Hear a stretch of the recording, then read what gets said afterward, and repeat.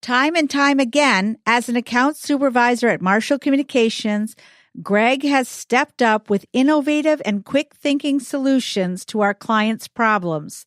From social media to broadcast media to press releases, he does it all, and he does it calmly, thoroughly, and efficiently.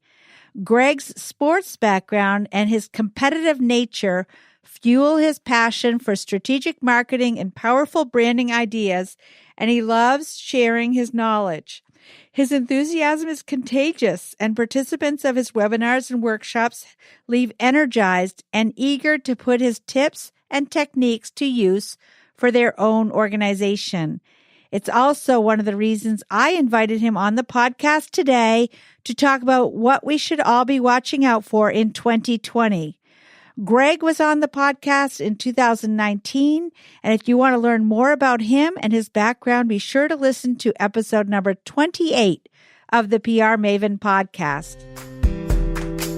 Welcome to the PR Maven podcast, a podcast all about growing your network and building your brand through traditional and digital networking techniques. I'm Nancy Marshall, the PR Maven and CEO of Marshall Communications. I've been strengthening brands through PR for over 35 years, and now I'm celebrating the success of executives, influencers, business owners, and entrepreneurs from all around the world, all of whom have cultivated their brands and broadened their networks through traditional and digital networking methods. Each week, I interview one of these interesting and influential individuals and provide an opportunity for you, the PR Maven Nation, to gain insights from their strategies and stories. So stay tuned for this week's episode, and thanks for listening.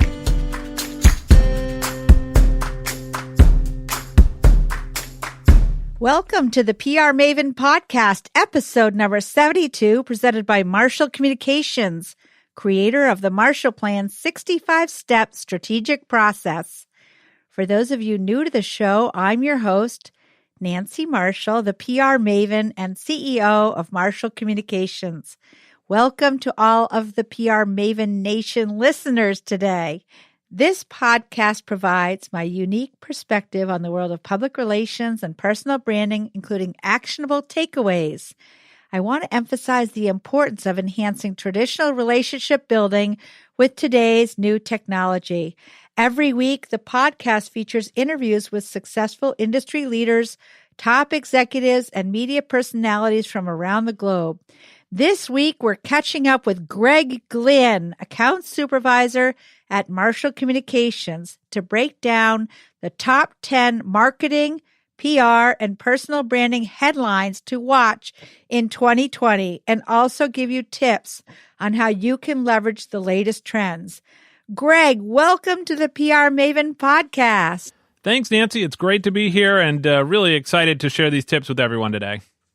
Well, I'm excited to hear them myself, actually. I mean, I've looked them over, but you did all the homework, and I'm just going to chime in as you start with number 10. Absolutely. So these are really based on our experience and what we've seen as emerging trends in marketing and PR and personal branding. So we're going to touch really on about 10 topics that are going to be, I think, making headlines in 2020, and then also some tips so that you can stay ahead of the game or your competition and be ready for a great new year.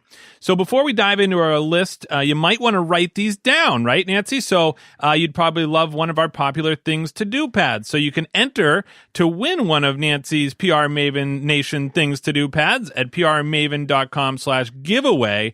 And I think now we're ready for the official list. Yes, we are. Actually, if you know me, I love writing things down. I write things down in a lot of different places. It's a little bit of a problem, but I do love lists. Yes, I know you do too, Greg.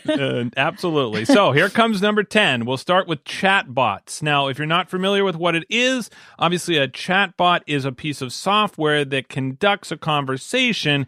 It could be auditory or it could be text. Most of the time, this is usually found on a website site where it looks like someone is actually talking to you, but a lot of it is actually artificial intelligence. You're typing something in, and it may have a keyword, and all of a sudden that robot or the chatbot produces an answer to your question. We're starting to see these a lot more on websites, and the Wall Street Journal recently reported that chatbots are already getting smarter. Drift.com is expanding the rollout of the chatbot platform that features context switching. Now, this is obviously hard for a robot or a machine to be able to do, but the technology allows it to respond to customers even if they switch topics, a task that's, as we said, hard to sometimes do if it's not a real human being. But there's also chatbots being linked to sales tools. HubSpot uses chatbots where you can basically build a profile on a prospect based on their questions and then retarget them, or in some cases, the owner of the company might get an email or an instant message saying someone is contacting you right now on your website. And Nancy, as the owner of a company, you'd love that. Yes. Well, actually, I have a business relationship with a web company because the owner was actually monitoring his site when I went on his site, and he said, "How can I help you?" And I said, "Oh, hey, I'm interested." And it actually was a human. So I don't know if that qualifies as a chatbot, Right. but you know how I'm really into the personal touch and building relationships. So all I can say about chatbots is make sure they're smart bots, not stupid bots, because there's nothing that turns me off more than some chatbot that just wastes my time. It's kind of like when I had to call my cable company this morning, and by the time I get to a human being, I've got really high blood pressure. So make sure that you choose a good chatbot if you're going to go down this road. Of course, I think it's a great idea, but don't go cheap and try to just do something that, is not going to have, you talk about artificial intelligence. Make sure it has any kind of, some intelligence. Yeah, right. All right. Number 9 is digital marketing. Now, obviously, this is a huge topic, but this space really continues to grow in my mind at a rapid pace. Digital marketing can include marketing of products, services, digital technologies, mainly on the internet, but also including mobile phones, display advertising, and really any other digital displays. So think of it a little bit differently.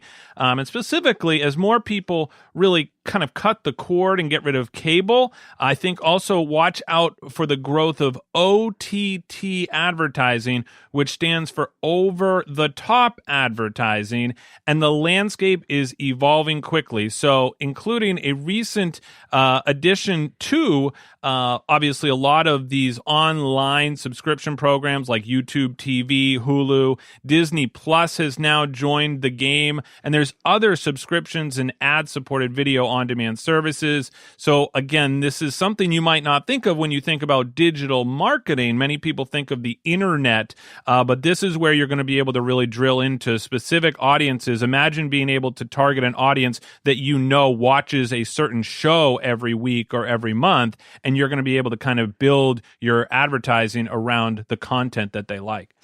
Well, Greg, you know that this kind of thing gets me really excited. I feel like we're so lucky to be living in this era where we have the opportunity to target and identify customers online. I mean, it's so much easier than it was before the commercial internet.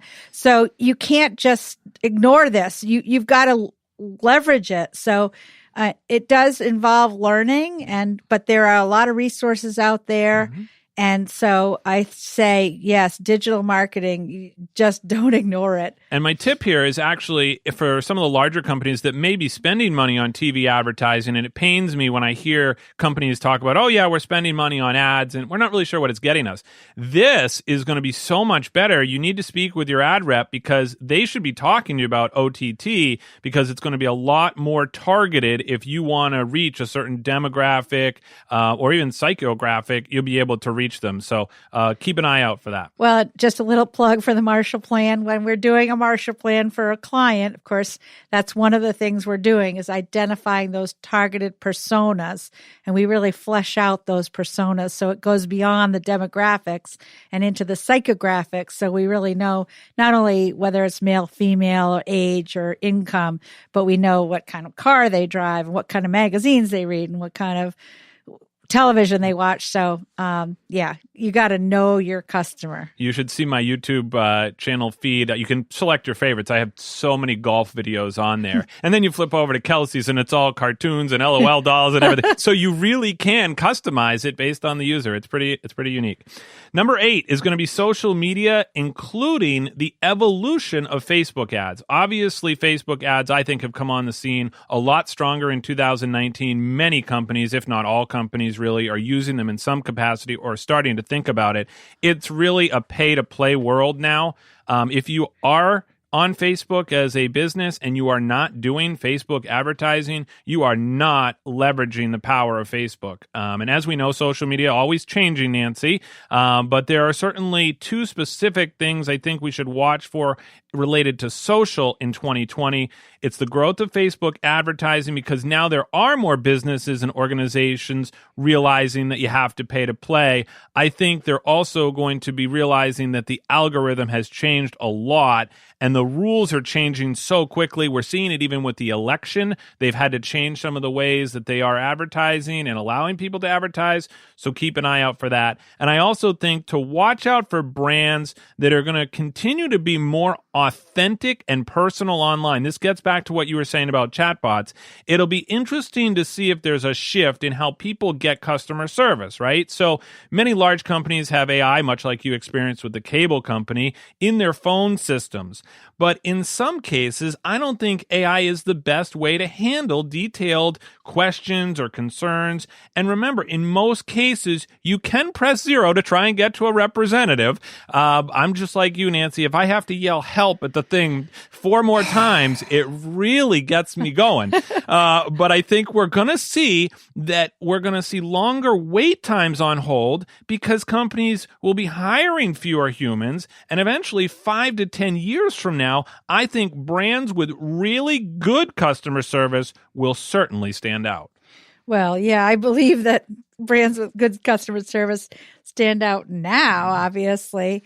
And a lot of that is having the human touch or the personal touch. So absolutely, again, with social media, I feel like it allows us to connect with our customers, but don't forget that ultimately you want to connect in person too and create opportunities to meet with your customers face to face. And one tip here on Facebook ads, be careful and make sure you know what you're doing, because we've actually seen situations where some businesses are bidding against themselves for Facebook ads. So you definitely don't want to be doing that. And at Marshall Communications, we can certainly help.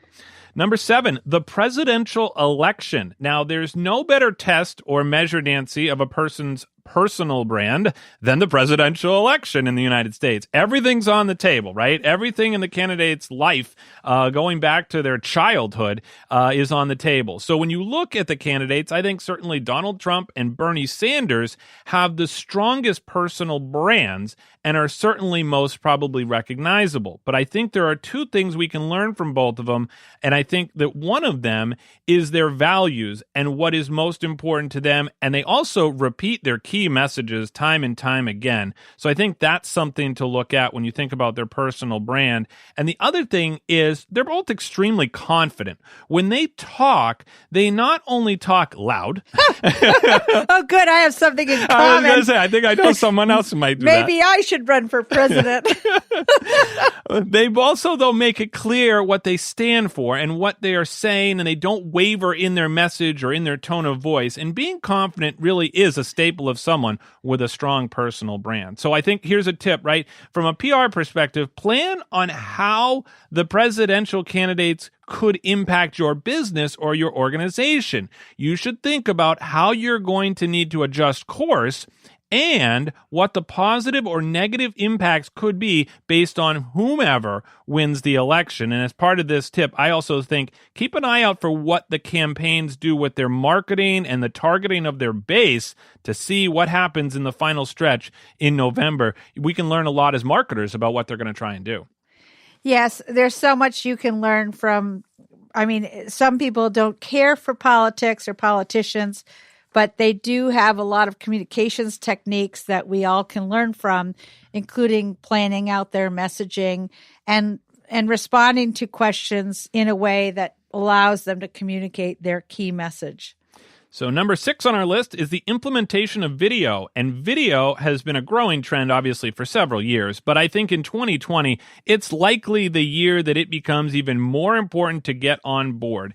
And really, if you look at it, this year, Nancy, at Marshall Communications, we produced more video content for our agency and for our clients than we have in our nearly 30 years. And that includes everything from how-to videos, like how to find the flash briefing for the PR Maven podcast, to employee videos. And then for our clients, we've done shoots from local farms to recorded PSAs for the Trek Across Maine. So it's a lot of different ways that you can use video, but it certainly is something you should be thinking about and should be on your list for 2020. Well, of course, you and I both have backgrounds in broadcast. I started my career with Maine Public Television, and you started yours with the Portland Pirates, handling all the broadcast for them. So this is an area that we're really comfortable with and enjoy doing. And I also like it because you can show somebody something instead of telling them. So I think it's a really powerful medium for that. Can't replace video. You can't replace videos and allowing people to see what you're talking about. Well, and I think it's really important that you're authentic. When you create a video, it's important to let your authentic self shine. Absolutely. I like that. And then also, I think as part of this, watch out for vlogs. So those are video blogs, and they also tell a story. So I suggest that people use more video in their marketing, their PR, and their personal branding work. Use it on your website. We've done this. We've added more video content for our site in 2020, and it shows that trends are right now showing that website visitors don't want to read long paragraphs anymore. They want content, they want it fast, and it's why YouTube is the number 2 search engine behind Google. So get your videos together, get them online, and really use them to your advantage. I agree, absolutely. So one of the things that we're going to do here is we'll continue this conversation, Nancy, but I'll let you take us to break. We will continue our conversation and list of the top 10 marketing, PR, and personal branding tips for 2020 in a moment. But I wanted to share with you about how you can connect with me about the podcast. We have created the PR Maven podcast listener line, and I'd like you to call me at 207-620-9075 right now to get in touch with me to ask questions or share feedback or ideas for the podcast, including who you would like to hear on the show as future guests. I look forward to hearing from you. And when we come back, we'll have the tips at the top of our list. So stick around.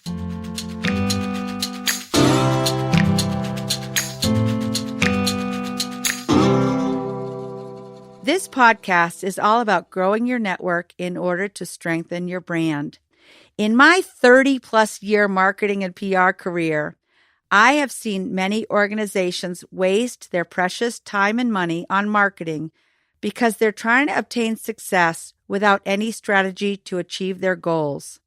So many organizations and companies suffer from what I call the shiny object syndrome, trying every new fad that comes down the pike. That's why I created the Marshall Plan 15 years ago. We have done over 100 of these plans for clients, helping them to get out of their day-to-day routine to identify their goals, solidify their brand story, focus in on their ideal customer avatar, analyze their strengths, weaknesses, opportunities, and threats, and create a realistic budget and measurement dashboard.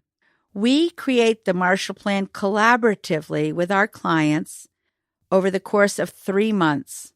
We have a 65-step process to create a highly customized, actionable plan.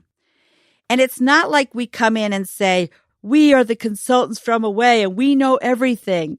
Instead, we come in and say, let's sit down at the table with your leadership team and we'll bring our expertise in what's working in PR and marketing. And our client team brings their knowledge of what's working in their organization. And together we come up with a really amazing plan. For many, it's been a transformative process. I have watched how teams have come together and their faces light up because they have such a sense of accomplishment and they're so excited about the future of their organization. We help our client figure out the best way to implement the plan, sometimes using people within their organization and sometimes with our help. We would love to chat with you about how you can expand your network and achieve your marketing goals with a Marshall Plan.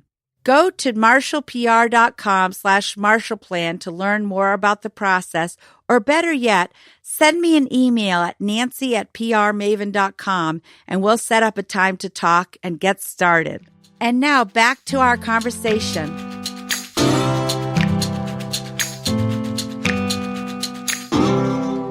Welcome back, and let's dive right back into our list of marketing, PR, and personal branding trends and tips for 2020. All right, Nancy, you're going to love this one. Number 5, podcast. Yay! I love podcasts! There are currently more than 800,000 podcasts. 245,000 of those were created in 2019. And I think that obviously the PR Maven podcast being one of the recent ones is a terrific accomplishment, Nancy. So you should be very proud of that. We know what it takes now to put together a podcast. Yes, it's more than you might think, but it has just opened up all kinds of new avenues for my career. I've been just so delighted to discover podcasting. And I'm predicting this year, Nancy, that the podcast industry will make significant strides in an industry standard for measuring the success of listeners for a podcast. This is a problem right now in the industry because it's so new.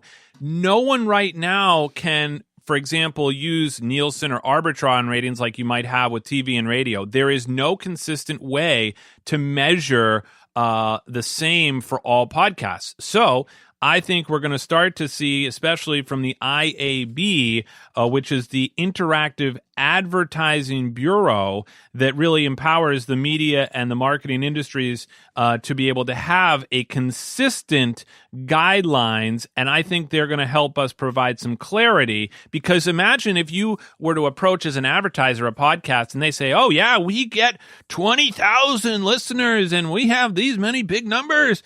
Well, there's no way to actually justify that other than looking at their stats on a platform like Libsyn to be able to show that. So it's going to be really important. I think it's going to show more transparency. And I think that we're going to keep an eye on that, because Triton Digital actually will start producing monthly podcast reports that'll cover the top networks and the top podcast.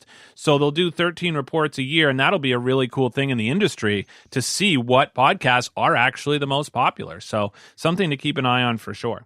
Of course, the PR Maven podcast was named to a top 10 list. Absolutely. For FeedSpot's top 10 personal branding podcasts of 2019. So congratulations for making that list, Nancy. That's pretty impressive. Thank you for all your help. Absolutely. And then I think also, by the way, I think we need to keep an eye out here for how people listen to their podcasts, right? So this is evolving. We're starting to see it in the newer cars. They're having these players built into the consoles. And by the way, if you still have a cassette tape player in your car, first of all, that's probably not the worst thing wrong with your car. And second of all, it's probably time for a new car. Right. And you could probably be listening to podcasts as you drive to work. So from our experience, here's my tip. Basically, plan for a podcast to take 3 to 6 months to professionally launch it. If you're looking for a plan and you want to know where to start, certainly at Marshall Communications, we've created podcast plans for clients who want a strategic start and a successful podcast. And you can learn more at marshallpr.com/podcasting. We'll also put a link in our show notes. Yes, well, we were very blessed to have the opportunity to work with Memic this past year and help them launch the Safety Experts podcast. So I'm very excited about listening to that. So number 4 on our list, Nancy, is search engine optimization and Google's BERT. So if you don't know what we're talking about, well, it doesn't have to do with Bert and Ernie on Sesame Street. BERT actually stands for Bidirectional Encoder Representations from Transformers. Oh, my gosh. How about that for an acronym? But according to searchengineland.com, BERT will impact 1 in 10 of search inquiries, and it's the biggest change in search since Google released RankBrain 5 years ago. So many people will be wondering, can you optimize for BERT? And it's unlikely, but Google has shared that the search engine optimizers can't really optimize yet like RankBrain, but experts know that Google is getting better and understanding natural language. So there's a lot of different ways you can see how BERT might increase or decrease your search engine optimization. We're going to put a link in the show notes, but basically, as part of my tip here, when it comes to SEO, we really encourage you to revisit your keywords. Write out the content that is relevant and designed specifically for the target audience visiting each page of your site. And for specific pages, you want to write for, as you say, Nancy, the long tail of the web, which means creating very detailed copy for a specific element or aspect of your business organization. Well, yeah, the long tail of the web is something, again, that we are so lucky to live in this day and age when if you're doing something that is very targeted, for example, in 2019, we worked with the famous Kachmar organ in Portland, Maine, and that's a very famous pipe organ.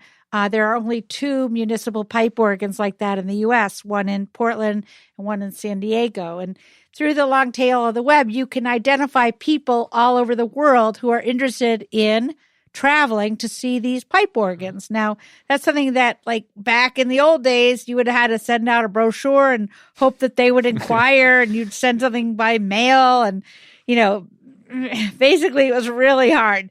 And now it's so much easier. Yep. And it has to do with optimizing by page on your site, as you say, Greg. And also, I think important, another tip, if you're not doing this now, make sure you're bulleting out some of the features. Don't just put all the facts into a paragraph. Google actually, and other search engine optimization tools, it's a lot easier to read words or to have optimized content if they're bulleted lists. Well, you know, you can say a lot about SEO from a technical perspective, but I think if you boil it down to make your site readable for humans and make the site connect with humans. So humans like to be able to scan things easily on bulleted lists also. So, I mean, that's SEO for idiots. Very good. I like that. So we'll certainly be watching this for our clients, and you can expect certainly more headlines on BERT in the future. Number 3 is content marketing. Ooh, I love content marketing. I'm so excited about content marketing. So the world famous Seth Godin, entrepreneur and blogger, calls content marketing the only marketing left. It's authentic, useful, and perfectly suited for the internet generation. So what is content marketing? Well, it's really a type of marketing that involves the creation and sharing of online material, such as videos, blogs, social media posts, that does not explicitly promote a brand, but is intended to stimulate interest in its products or services. Well, content marketing, you know, it was started back in the 1950s and 60s by companies like Procter & Gamble that actually wanted to create soap operas to build an audience of housewives who would then buy their soap. So if you think about soap operas, those were stories that were on television and people would gather around and watch them every day. And so as you're creating content, think about doing something that's like a soap opera. Put stories out there about human beings or about people experiencing your brand, but don't make it salesy. Yeah, there's a difference. Tell an interesting story that connects with your targeted audience. And that's what content marketing is all about. Absolutely. And today's podcast really a great example of content marketing. We're sharing our advice and tips about marketing, public relations, and personal branding, which we know is relevant to our audience and has value to you, the listeners. So then you can certainly draw conclusions on whether or not some of this information is important or relevant to you. And we hope that certainly portions of it, if not all of it, are. But we're here. We're not telling you to buy something. We're not here selling anything. We're providing value so that you can share that content. Hopefully you might find it helpful, helps maybe keep Marshall Communications top of mind when you or someone else needs PR, marketing, or personal branding services. And really the goal of content marketing is to get people to know, like, and trust you. And in addition to this podcast, we also encourage you to check out Seth Godin's podcast, and we'll have a link to that in our show notes. And there's also an amazing conference in Cleveland in the fall called Content Marketing World. I attended it for the first time last fall, and I hope to go back this year again. And that's a really great opportunity to really be on the cutting edge of what's happening in content marketing. Absolutely. Number 2 on our list is privacy, and this goes right into the GDPR that was talked about a lot in the last few years and will certainly be a hot topic with California's CCPA, and that is the California Consumer Privacy Act that is now in effect. It started at the beginning of January, and it is going to impact things from the business perspective, but also from the user perspective. You're going to get a little bit more control, and here's how this basically breaks down. So when we talk about the GDPR, we talked about the General Data Protection Regulation. That went into effect back in 2016. It's a regulation of the European Union law on data protection. Now, when it comes to the California Consumer Privacy Act, this actually is here in the United States and has already taken effect, which means companies, if you haven't, have a very limited time to get a handle on this. And I've already started to see emails, and maybe you have as well, Nancy. We've updated our privacy policies, or all these types of email. Even when you get on a site, it's now saying we've updated our privacy policies because they recognize that they have to comply with this law. And at the end of the day, basically it means that you get the chance to tell the company whether or not or how they're going to be able to use your information and if they're going to be able to sell it or benefit from it. So it gives the consumer a lot more power over their information than has been in the past. Yeah, so as a consumer, that makes me feel really good, actually. As a marketer, it's going to make things a little more complicated. Yep, and I would suggest people take a look on a lot of different sites. The major ones now are starting to comply, so you can see what their privacy policies look like and be able to benefit from what they're trying to do to keep up so that you don't fall behind the 8 ball. We'll also have a link to it, more information about this exact topic and what you can do in our show notes. So make sure you check that out.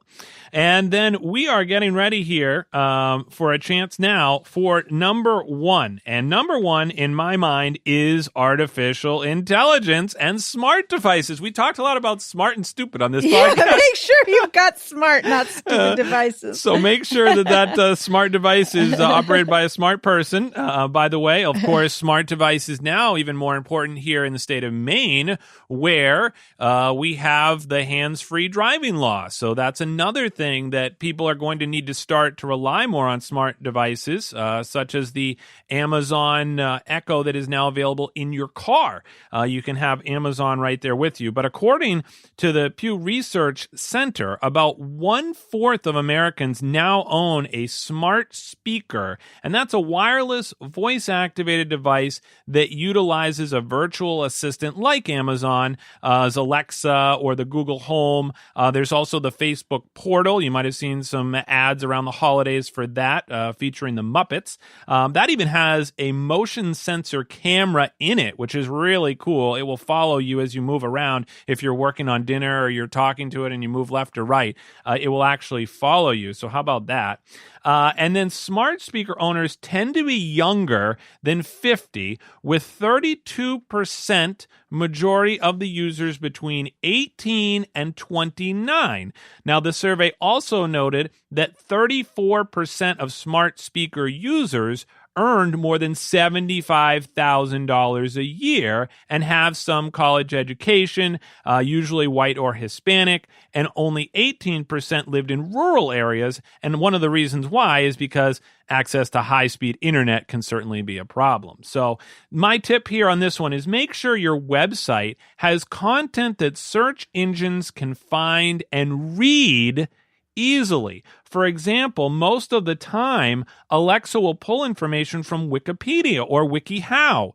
Do you have content on those sites? If not, you should think about how you could. And we can help you with that too, just to put in a little plug. But I know that I ask Alexa every morning for my flash briefing, and I have a certain number of things queued up, including the PR Maven podcast flash briefing. But another one that I really like is America's Test Kitchen. You know, I have a little video screen, and so do you have a show, an Amazon show? It's an Alexa device. It's a show. Okay. Yeah. So I see the people on America's Test Kitchen, and they're demonstrating sometimes how to cut an onion or how to make a souffle or something, and I like watching that. And so I mean, that's an example of content that, you know, because I like to cook and entertain, and so I connect with that for sure. And one of the things from a PR perspective I enjoy, I have a CNN flash briefing, so I don't have to sit there and watch the news to figure out the top 5 stories of the day. They actually, in theirs, which they also have a video flash briefing as well, boom, it's in 2 minutes. You get all the video, and it tells you everything you need to know as you head out to start your day.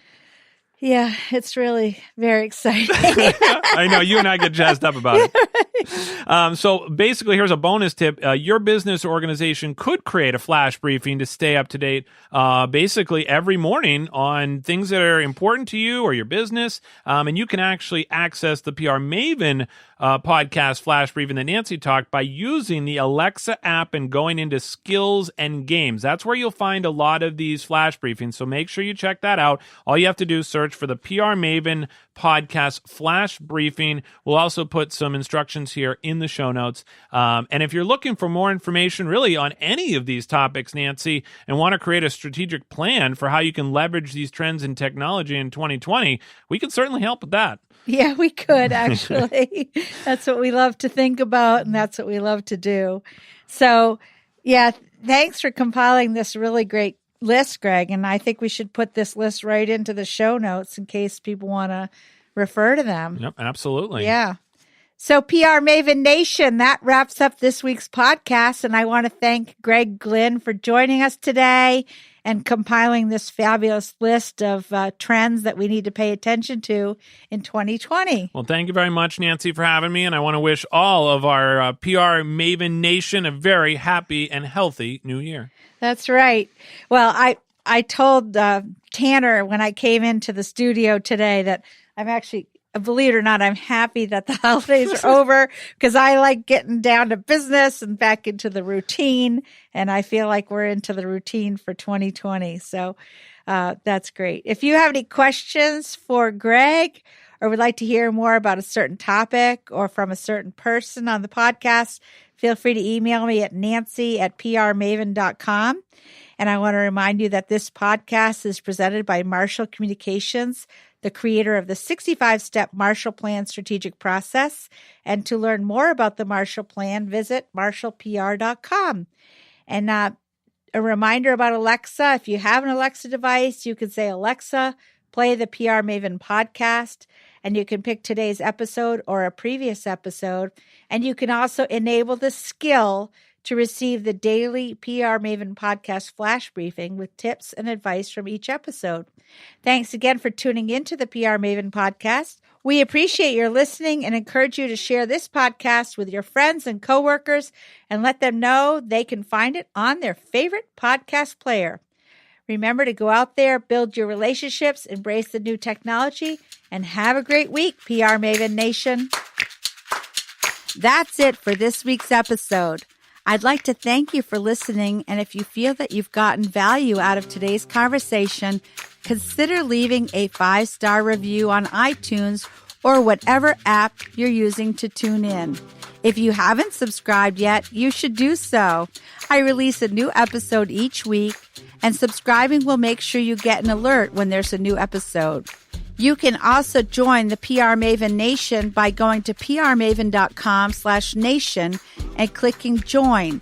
It's free, and it's a great community of like-minded individuals who are all looking to learn and grow from one another. If you have an Alexa-enabled device, be sure to add the PR Maven Marketing Minute to your daily flash briefing menu. Thanks again for listening, and have a great rest of your week, PR Maven Nation.